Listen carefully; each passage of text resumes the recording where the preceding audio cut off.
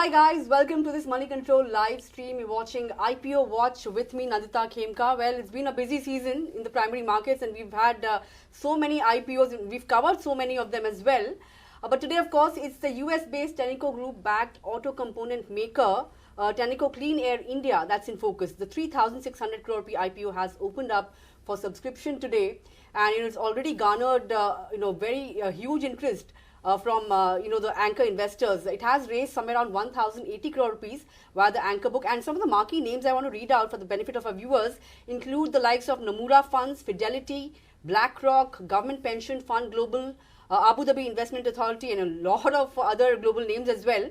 But in terms of the domestic names as well, you've got the who's who of the mutual fund industry participating, the likes of SBI Mutual Fund, ICICI Mutual Fund, HDFC Mutual Fund, and the list goes on and on. But of course, we have the management with us right here in the studios to take us through what the post-listing strategy will be, and also the fact that it's entirely an offer for sale, right? So no fresh capital really coming into the business. But what is the growth roadmap looking like here on? Let me introduce on the show Arvind Chandrasekharan, whole-time director and CEO of the company. Arvind, first of all, great chatting with you, and congratulations to you on this IPO. When you came into the studio, I got a sense that you're pretty much overwhelmed with the kind of interest that you've garnered, in terms of your IPO. Tell us, how has the interactions you've had in recent times been, and what is the interest that you've seen in your IPO? So, first of all, Nandita, thanks for having me. Really a pleasure to be with you.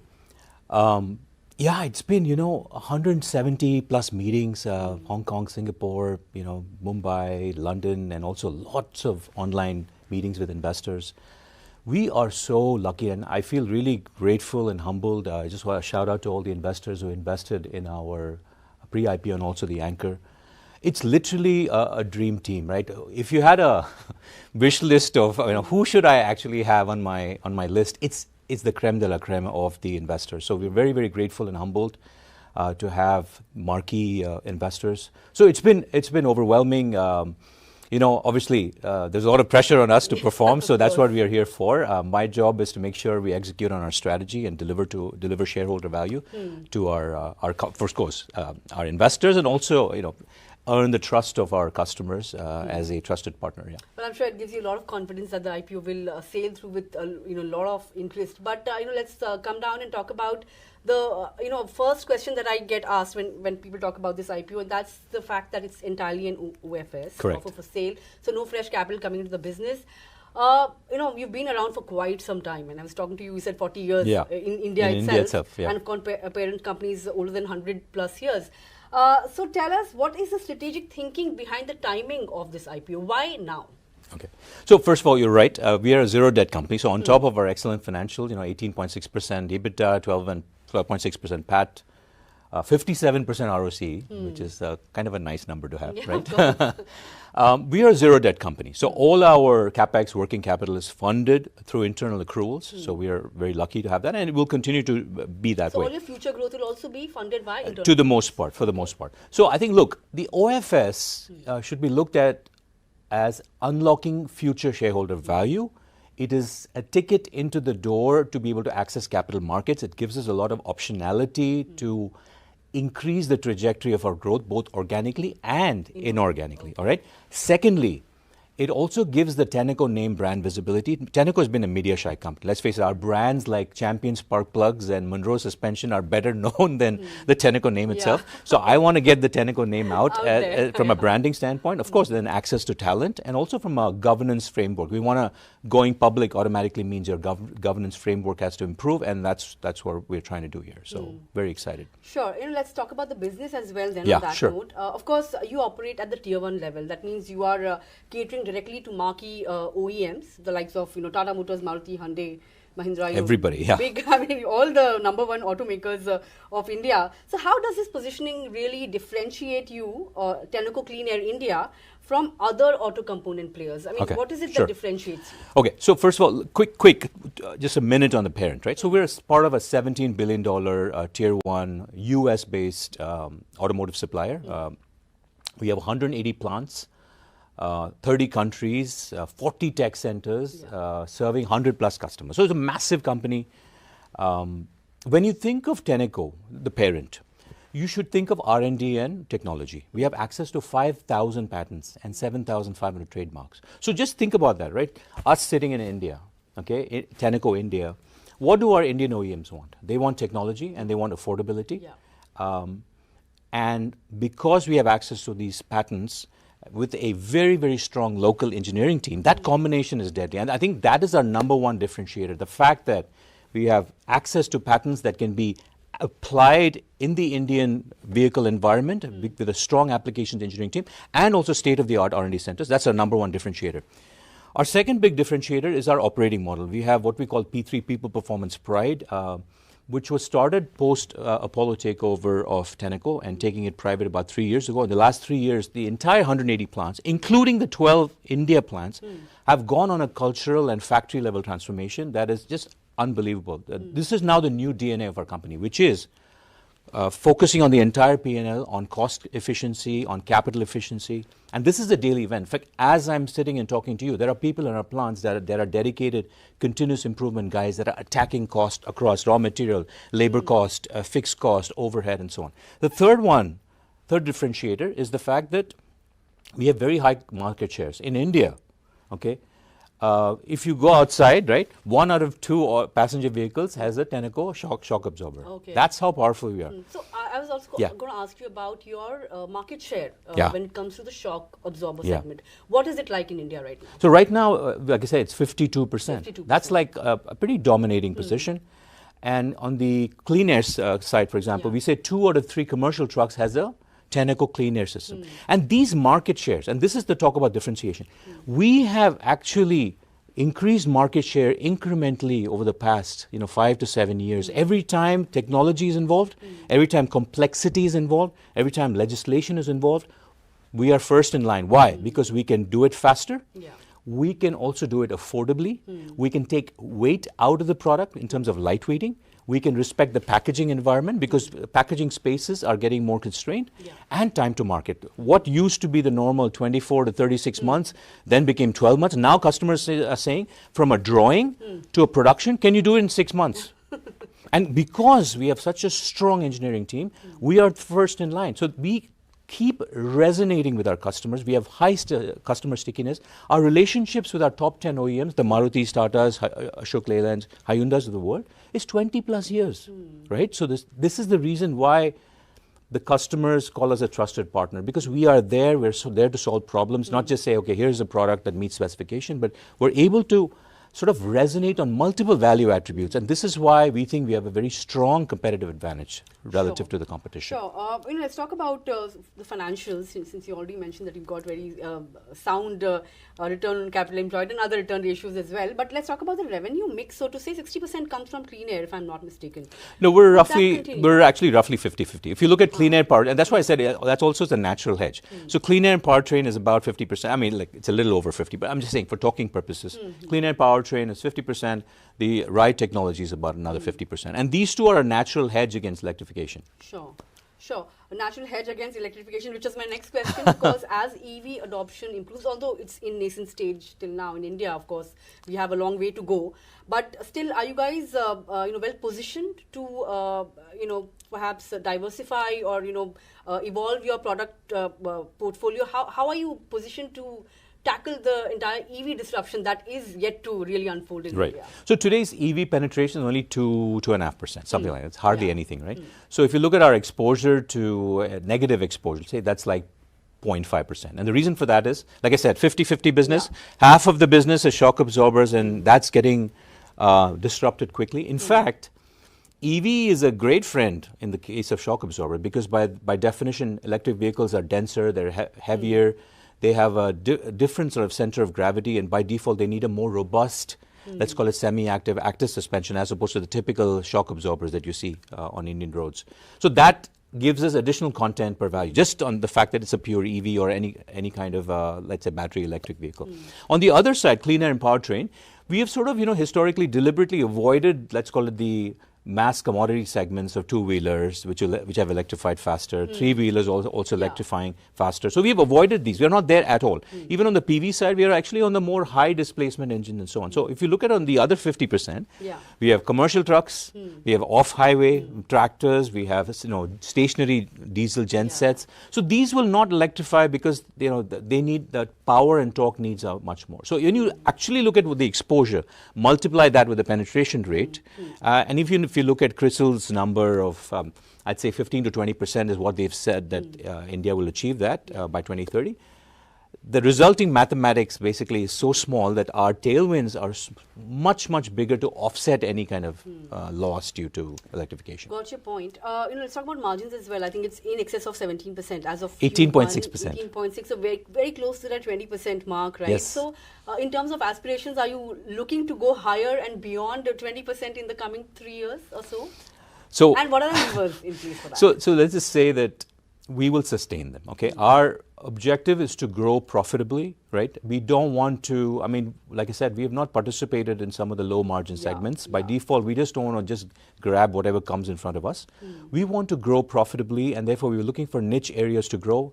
In fact, for example, beyond automotive, industrial is a good segment for us to grow, where we can repurpose our products and grow into a different segment, which might be more niche and more profitable. So look, the aim, because like I said, we have an operating model that focuses on cost reduction and continuous improvement. We are very happy that those margins are constantly being improved over time, right? As the sales marketing teams are focusing on the growth. Obviously, our growth, at whatever rate it happens, we think we have very good tailwinds. For example, content per vehicle because of shock absorber disruption. Also content per vehicle growth because of legislation and emissions. For example, BS6 is going to go to BS7. CAFE norms are coming in for CO2. We also have TREM 4 going to TREM 5. So all of these legislations plus this shock absorber premiumization gives us the content per vehicle. That's one growth. And that can be, as it grows, that absorption into our EBITDA will happen, right? Second is exports. Right now we are in a sweet spot where there's technology equalization. So whatever, for example, India is at Euro 6.2 with RDE. Europe is also at Euro 6.2, right? So the same product system that sells in India, we can export it. So that equalization is helping our exports growth, right?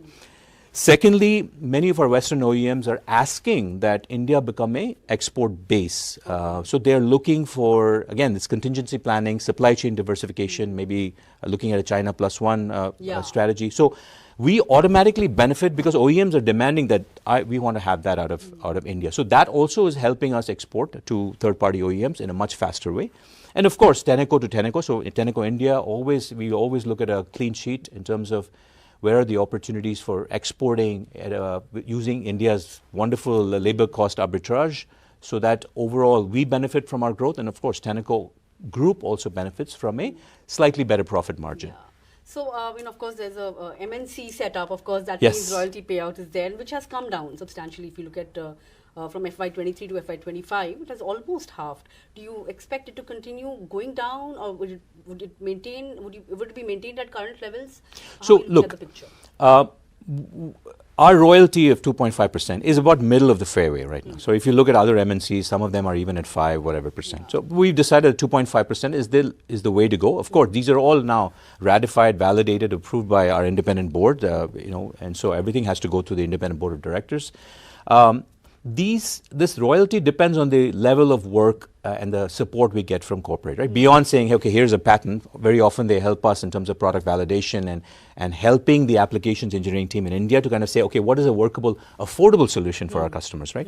So as long as these, let's call it, technologies are happening in a staggered manner and emissions legislations happening in a staggered manner, we're fine with the 2.5% because the only time it will go up higher would be when all of these legislations happen at the same time, which we're not seeing.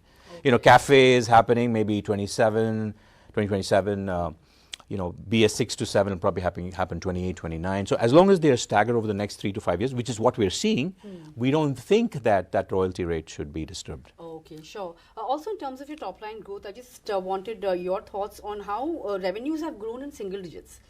take us through what really led to that, because your margins are expanding at a very, very healthy pace. And of course, profitability has also expanded in double digits. So why is the revenue growth figure looking a little muted in the context of that? So look, ours is a very long sales cycle. So you cannot look at a short 2 to 3 year window. For example, for new technology, just to get a product validated and homologated, that itself takes 2.5 years. So you have to zoom out. So I think I would like to tell your viewers that please zoom out when you're evaluating us and look at us over a 5-year period. And that's when, I think, unfortunately, SEBI doesn't allow us to report a 5-year growth, etc. But we only show 3-year growth. So that's one point of it. The other thing is, our growth, at least on the 50% clean air powertrain side, is like a heartbeat. So every time there's emissions regulation, which happens about once every 5-7 years, it goes up. And then it's flat, then it goes up after 5 years, then it's flat, in terms of content. So our business is like that of a heartbeat. Whereas now shock absorber disruption is happening more linearly. I think that'll be linear and be more exponential post 2027 when all of these technologies start hitting the Indian markets.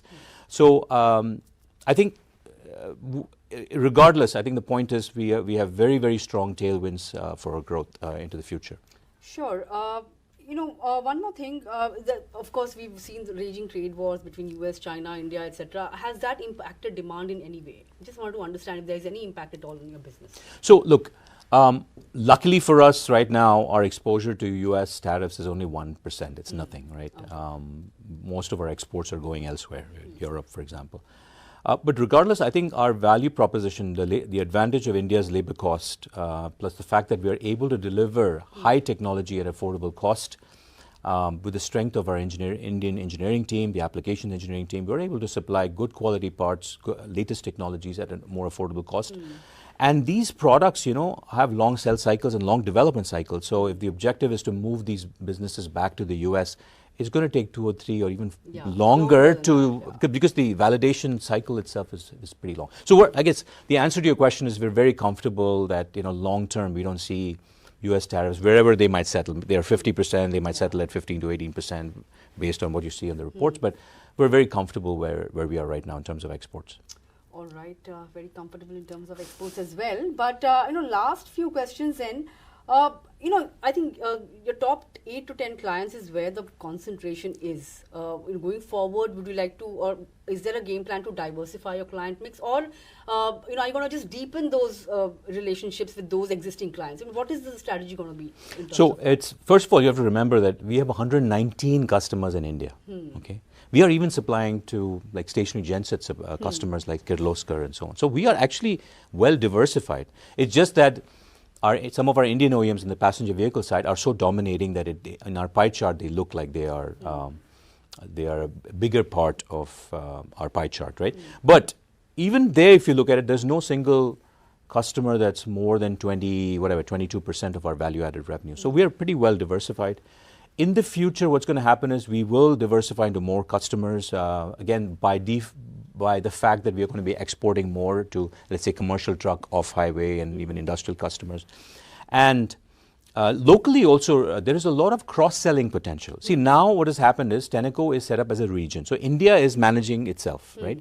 Before, Tenneco was organized in verticals, where one vertical BU head did not know what was going on in the other side. So now that everything has come under our president, Rishi Verma, so all of these product lines can explore synergy. So there are many white spaces through cross-selling and leveraging relationships with one product at a customer in order to sell them another product at the same customer. So customers also like a one-stop shop. They like to they appreciate bundling because it's less hassle for them, working with a trusted partner like us. So I think long-term, I think it's going to only help us. All right. Okay, to conclude, any message to your prospective shareholders since you have the platform? Yeah, you can I just want to say a real shout out to all the investors who invested in us. Thank you so much. We're very humbled. We will try our best to make sure that we exceed your expectations. Also a shout out to Jim Voss, our global CEO, and the ELT for, and of course the India leadership team, the Rishi Verma, the president, because there's a whole team of leaders that have enabled this company to be what it is, a high-performing automotive tier 1 company. So I'm very proud of the team, and Thank you very much. Well, thanks a lot for joining in, Arvind. Wish you all the very best, and wish you all the very best for the listing as well. And once you get listed, hopefully we will be interacting more often Absolutely. with your quarterly numbers, and we'll take stock of that as well. Okay, Thanks thanks a so lot. much. Thank you. Thank you. Well, with that, we've come to the end of this edition of IPO Watch. Thanks a lot for joining in. Stay tuned to Money Control for all your other news and updates, and we'll see you with the markets in some time. Thank you for watching.